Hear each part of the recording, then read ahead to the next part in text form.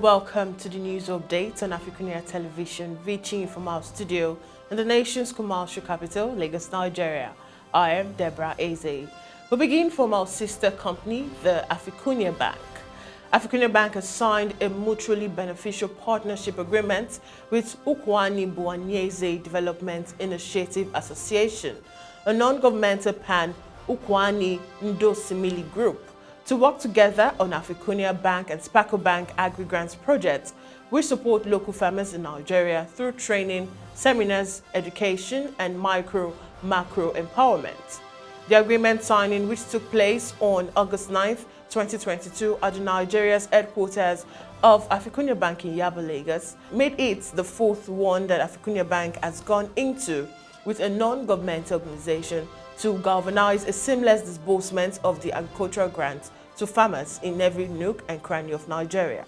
According to the terms of the partnership, AFRICUNIA Bank will economically empower UKWUANI Development Initiative Association through sustainable grants and aiding its business proposals financially, and also take on various humanitarian projects and relief-oriented roles in Nigeria through the NGO and support local economic projects. On the other hand, UKWUANI Development Initiative Association, which was created to bring UKWUANI Udokwa sons and daughters both at home and diaspora, to provide the enabling platform to identify problems with the aim to solve them through cardinal approaches of intervention, enlightenment, and advocacy. We promote and publicize the grants, as well as promote AFRICUNIA Bank and its sister subsidiaries across Nigeria, organize seminars and trainings across Nigeria and beyond, monitor and supervise grant recipients to ensure their businesses run smoothly. And now we have representatives from the NGO, which is the UKWUANI Development Initiative Association. We have Gabriel Intejim, who is the President General of the initiative, and Engineer Dominic Olise Malagu, who is the Vice President. So tell me, Mr. President, briefly, what is your non-governmental organization about? That is, give us insights, aims, and goals of your organization. ANIEZE Development Initiative was established in 2015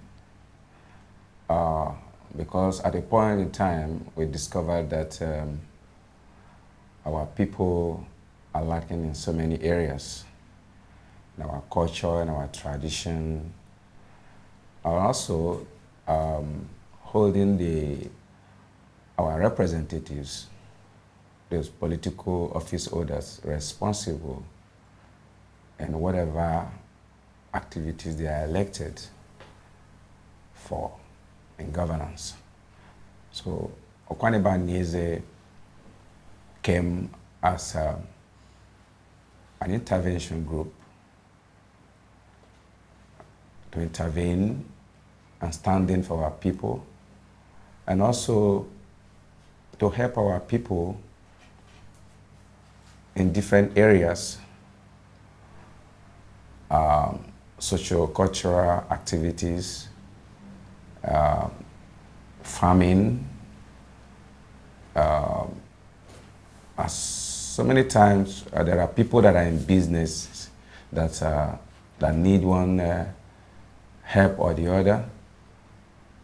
So our association mobilizes resources to help our people, the UKWUANI people, the UKWUANI ethnicity in Delta states, to fare better in their various lives. So is your organization just centered in a geographical area? Because you mentioned Delta as your point. So is your NGO just centered in Delta alone? Yeah, the association primarily was established to address these identified areas in UKWUANI ethnicity in Delta states. But as it is today, UKWUANI people are scattered all over the world. Right now we're in Lagos having this event. UKWUANI is in London, it's United States, it's all over. And so at this point, it is not just about UKWUANI ethnicity. It's about UKWUANI ethnicity and friends all over the world. Okay, tell me, Engineer Dominic, what strategy will be made available in terms of exposure in reaching out to these farmers or intended farmers who are supposed to be beneficiary of the AFRICUNIA Sparkle Bank grant? Yeah, I will start from what the president tried to explain. You know, we are involved basically in area of intervention and advocacy, and that has given us enough, more than enough reach, you know, to thousands of persons who are not just indigents of UKWUANI nation, but friends as well. You talked about documentation. Yes, as we speak, we have a strength of membership that is well over 12,000, you know, and we have a structure, a proper structure on ground to be able to reach out to them at the shortest of notices. So I would say we are fully on ground. We are well documented, and our membership are all known to us. We can reach them at the shortest of notices to convey needed information to them, and as well get answers from them on any issues, you know, that we would request such from. Well said, but when you say structure, what structures have your organization put in place to aid the disbursement of this grant? Okay, when you talk of structures, we talk about presence. Just like was said earlier, we have established zones scattered across the geographical regions of the country and even beyond the shores of Nigeria. As we speak, we have zones, more than 7 or 8, about 8, operational and fully functional in Lagos. We have in Port Harcourt and other parts of Delta State, Warri, Bayelsa. So we are fully on ground, and we've been active, meeting regularly for over 6 years. And I think that is a positive strength for us going forward. Back to you, Mr. President. When it comes to opportunities like this, we expect challenges. Now, what measures would your organization have in place to cope these challenges, or should I say threats, when it comes to this partnership? Yeah, we have established a structure from the presidency, the national executive, to regional coordinators, regional executives, to zonal coordinators. So our strategy will be facilitated by our structure. The zones, as we call them, for instance, if we are to do something in Niger Delta, we have zones in Port Harcourt, Warri, Asaba, Agbo, you know. So the regional coordinator, we coordinate all the zonal coordinators. Because the zonal coordinators are the direct link to our people. And so the chain is from the people to the zonal executives, from the zonal executives to the regional executives, from the regional executives to the national executives. So that is the chain. So if there is any problem that needs to be attended to, the national executive communicates directly with the regional to the zones, and the zones to the grassroots. And back to you, Mr. Dominic, is there going to be any form of educational sensitization or training and seminars for people who are unfamiliar with the grant process? Because like the Executive Secretary mentioned, we're in charge of the technological parts of this project. So when it comes to the practical parts, particularly for the people in rural areas, will there be any form of sensitization for them? Yes, there has to be, and there would be. Because you cannot be seeking to work with the people who are not in tune with what you're doing. You must get down to their level in terms of the basics. You must be in a position to identify what their challenges are and then confront those challenges headlong. It's not going to be just their issues, but we must be seen to be working collaboratively. Of course, we know that these are a set of people that also aspire to have the very best in terms of trainings and developments. And when you don't train people, you cannot hold them accountable for what they don't know. So we intend going forward to make training a vital aspect of this program. We must ensure that there are regular trainings. We must ensure that there's proper information dissemination. At least to get down to that level to understand exactly what it is we are doing, what we want done, and to also join us in looking at what we prospect for the future.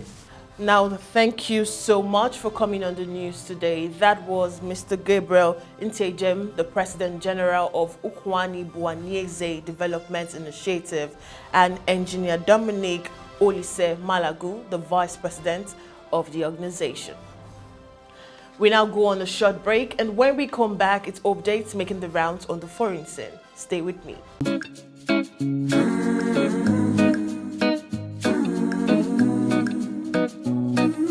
Fresh. Do you have a clue? Best bank for me and you, where the interest is nice and cool. AFRICUNIA day for you. Trust is our virtue, cause we make it all about you. Our great plans are open to you. All you need is to make a move. Ooh, AFRICUNIA bank will give you more. You know the interest in your fixed deposits, it's more. Oh, AFRICUNIA bank will give you more. And you never go like us, we always giving more. And I welcome back on the foreign scene today. China's ambassador to Australia said that there's more needed to be done to reset relations between Canberra and Beijing, and that the two nations were not at the stage of solving political and trade disputes. Speaking to the National Press Club in Canberra on Wednesday, China's ambassador Xiu Shan also said there had been no meeting between leaders from the two trading partners in recent years, because Beijing believed a face-to-face meeting could worsen strained ties. Beijing imposed trade sanctions on Australian products ranging from coal to seafood and wine in response to policies and decisions, such as Australia call for an investigation into the origins of COVID-19 and its 5G network ban on Huawei. Australia and China foreign ministers met for the first time in 3 years last month on the sideline of the G20 meeting in Bali after the election of a Labour government. And now moving on, Chinese Navy ship remained active off both Taiwan's east and west coast on Wednesday morning. A source briefed on the matter said Beijing kept up military drills in protest against last week's visit to the island by U.S. House Speaker Nancy Pelosi. A furious China has extended its largest ever exercise around the self-ruled island it claims as its own beyond the originally scheduled 4 days. The drills last week have included ballistic missile launches, some of which flew over the island capital Taipei, and simulated sea and air attacks in the skies and sea surrounding Taiwan.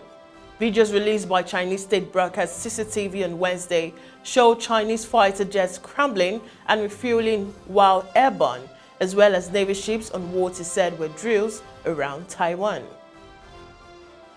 And still on the foreign scene, a senior Ukrainian official suggested a series of explosions at a Russian airbase in Crimea could have been the work of partisan saboteurs, as Kyiv denied any responsibility for the incident deep inside Russian-occupied territory.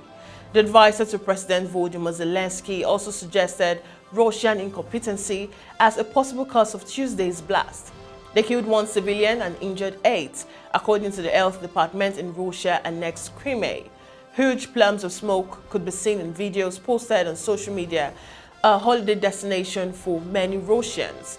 Now, Moscow said the explosion, at least 12, according to witnesses, were detonation of stored ammunition, not the result of any attack. Zelensky did not directly mention the blast in his daily video address on Tuesday, but said it was right that people were focusing on Crimea. We now head to the sports scene. Former Super Eagle winger Victor Moses is eager to return to action barely few days after being stretched out following injury while playing for his Russian side, Spartak Moscow. The former Chelsea ace, who thanked club management, medics and fans alike for the support he got following the injury, took to the social media to assure all that he will do all it takes to return to action so as to help the team achieve set target. He described the setback as devastating, and he said, "Devastated to have suffered an injury in the game at the weekend. I'll be doing all I can to recover and get back fully fit as quickly as possible to help the team. Thank you so much to everyone at the club and all of the fans for your fantastic support. I will be back stronger," he enthused. And finally, RB Leipzig have resigned striker Timo Werner from Chelsea for £25.3 million, that is 30 million euros, plus bonuses on a 4-year deal. The 26-year-old returned to Bundesliga side, having left 2 years ago to join Chelsea after the Blues activated his £45 million release clause. But the German has been unable to replicate the goal-scoring form at Stamford Bridge, where he scored 23 goals in 89 appearances in all competition. Werner has rejoined RB Leipzig, where he scored 95 goals in 159 games in all competition, on a contract until 2026, and will wear the number 11 shirt. Werner wanted to return to his old club and get regular game time to secure a starting spot in ANIEZE field Germany squad at the World Cup in November. And that concludes the news update on AFRICUNIA television today. Do follow all our social media platforms on jointeampangram.ct, Instagram, Facebook, and on Twitter in that respective order. Subscribe to our YouTube channel and link us up on www.africunia.tv to stay connected and updated to our news and other programs. Once again, I am Deborah Ezeh. Bye for now.